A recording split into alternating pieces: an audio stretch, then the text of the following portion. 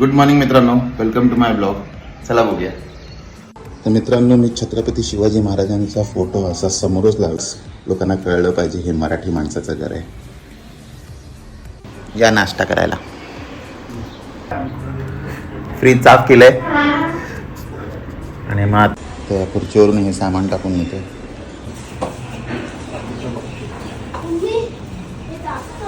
एवढं सगळं एकटंच न्यायचं म्हणजे एकदम वन मॅन आर्मी सारखं फील होत आहे मला.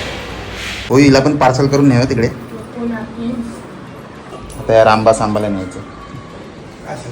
बरोबर आहे. जीविका पण मदत करते आम्हाला. खूप जण मला बोलले की पॅकर्स आणि मुव्हर्स का नाही केलं. पहिली गोष्ट म्हणजे सेम मिडलीमध्ये होतं, मग मॅनेजेबल होतं मला एकट्याला करणं. आणि दुसरी गोष्ट म्हणजे एवढ्याशा डिस्टन्ससाठी 10,000 मागत होते, जी मला पटत नाही आणि परवडत सुद्धा नाही. सो म्हणून हा त्रास मी स्वतः काढायचा ठरवला. दुसरा फायदा हा आहे की भरपूर कॅलरीज बनवतात आणि एवढ्या कामामुळे झोप पण चांगली लागेल.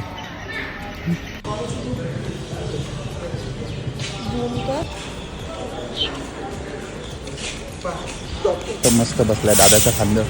मस्त बैठ आहे यार.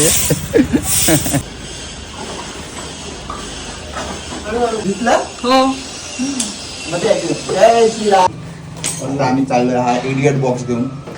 लिफ्टिंग जरी असलं तरी मेनू जबरदस्त आहे. वांगी बटाटा पाले आणि गरमी पण खूप आहे म्हणून सगळ्यांना आणि लस्सी आणायला चाललोय.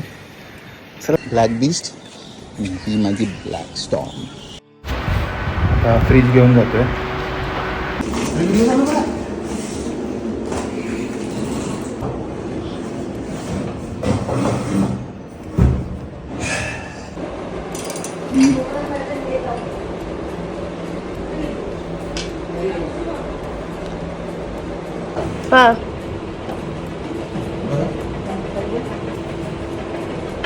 मी लागला.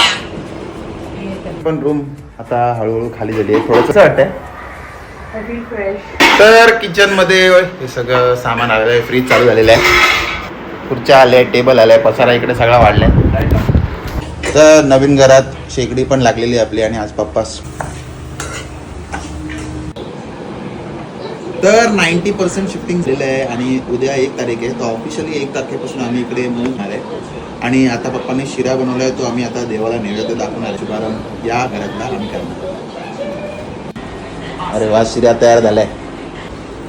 गणपती बाप्पा मोरया.